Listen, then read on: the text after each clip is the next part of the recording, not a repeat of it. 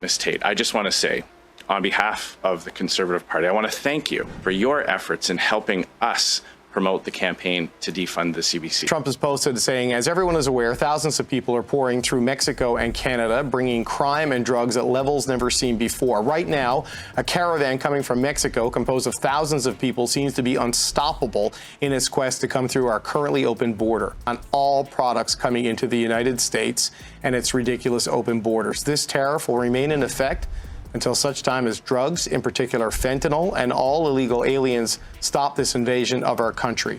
Trump's bombshell just shattered Trudeau's open border fantasy. The former US president is threatening a massive 25% tariff on Canadian goods, exposing how vulnerable our economy really is. Sharon, everyone was worried about a 10% tariff or a 20% tariff. Now Donald Trump says a 25% tariff, lumping Canada in with Mexico as an immigration challenge and as a fentanyl challenge. What do you make of this escalation? Here's the news. On January 20th, of one of my many first executive orders, I will sign all necessary documents to charge Mexico and Canada a 25% tariff. Both Mexico and Canada have the absolute right and power to easily solve this long simmering problem. We hereby demand that they use this power, and until such time that they do, it is time for them to pay a very big price. But here's the kicker. While Trump takes aim, where's our fearless leader? Spoiler alert, he's busy with vibe sessions and concerts. Stick around to see how Trudeau's priorities could cost us billions and thousands of jobs. Before we move on, I'd like to ask you a small favor. If you appreciate this content, please take a second to like this video and subscribe to the channel. Over 98% of you watch the videos without subscribing. It costs you nothing, but it makes a huge difference to us. So, did you click the subscribe button? Great, thank you so much. Now back to the video. Trump's latest move is sending shockwaves through Canada. He's not just talking tough, he's threatening to slap a massive 25% tariff on Canadian goods. If you're going to associate illegal immigrants and drugs crossing the border with tariffs that are two completely unrelated, there's no connection between the two. Wow, that's I think unexpected for probably many people.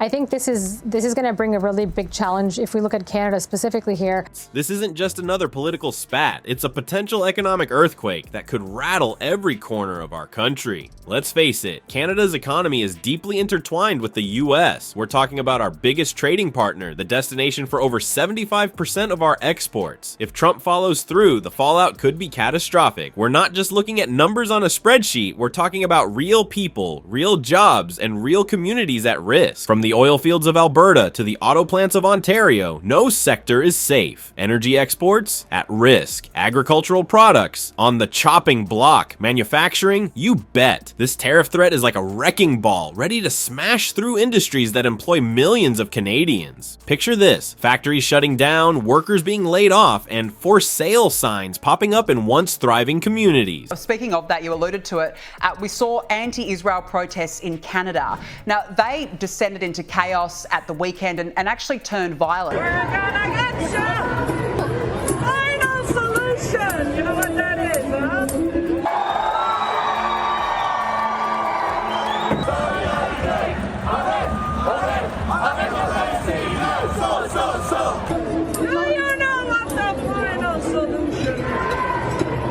It's not just big cities that'll feel the pinch. Small towns reliant on a single industry could become ghost towns overnight. The ripple effects could touch every province and territory. Economic experts are painting a grim picture. They're warning of significant GDP shrinkage and market instability. We're talking about billions wiped off the stock market, pension funds taking a hit, and a potential recession looming on the horizon. It's the kind of economic turmoil that could set Canada back years, if not decades. But how will this affect you, the average Canadian? Brace yourself because it's not pretty. Those tariffs, they'll likely be passed on to consumers. That means higher prices on everything from groceries to electronics. Experts estimate it could cost the average Canadian family thousands of dollars a year. It's like a stealth tax hike, hitting your wallet when you least expect it. And where's our prime minister in all this chaos? While Trump is throwing economic grenades, Trudeau seems to be fiddling while Rome burns. But that's a story for another moment. Right now, the question on everyone's mind is, how did we get so vulnerable? And more importantly, what can we do to protect ourselves from this looming economic storm?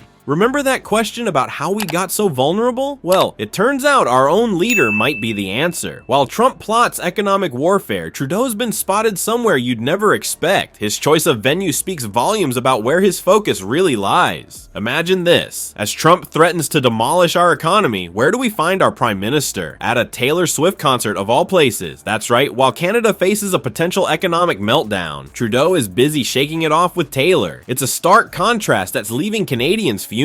But it doesn't stop there. Trudeau's government seems more interested in vibe sessions than actual crisis management. These glorified focus groups are apparently how our leader takes the pulse of the nation. Meanwhile, real economic pulses are flatlining across the country. The public outrage is palpable. Social media is on fire with Canadians expressing their frustration. One viral post asked, "Is Trudeau living in an alternate reality?" It's a question many are asking as they watch their Prime Minister prioritize pop concerts over economic planning.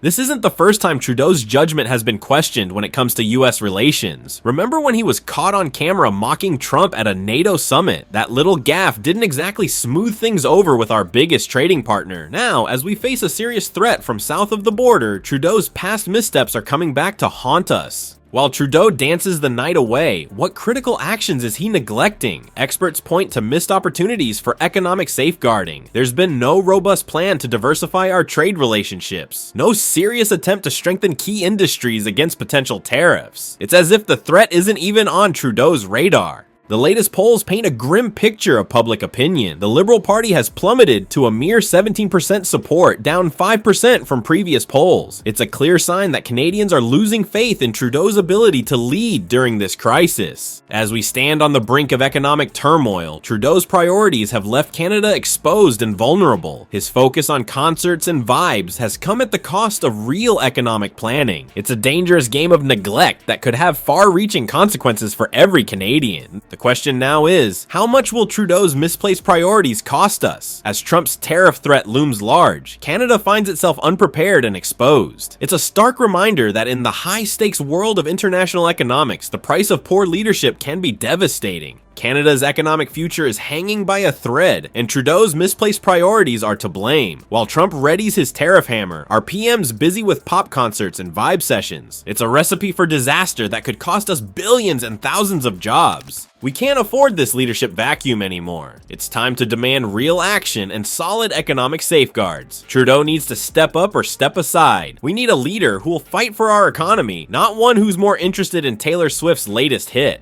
The true cost of Trudeau's misplaced priorities in this cutthroat global economy? It could be our entire economic future. Wake up, Canada. We're on the brink of an economic nightmare, and our PM's asleep at the wheel. It's time for change before it's too late.